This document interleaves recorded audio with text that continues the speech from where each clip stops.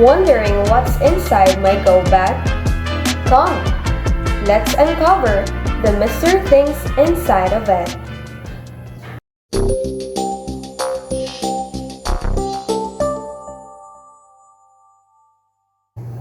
These are the essentials in my go bag.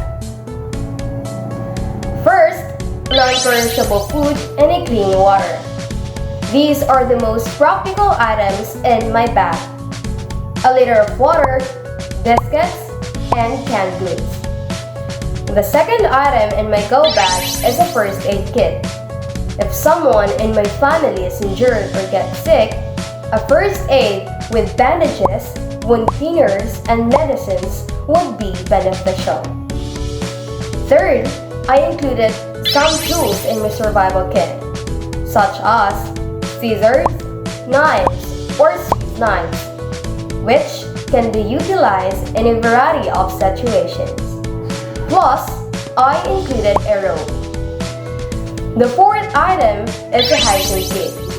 To avoid illness, it is vital to maintain the body clean. Therefore, I pack a toothbrush, toothpaste, shampoo, soap, and tissue. I also added clothes for changing. Fifth, money and important documents. Securing money in times of calamity is vital for buying necessities. It is preferable if each member of the family has IDs or identification cards. With this, I also included identification and other relevant documents. Sixth is a power bank.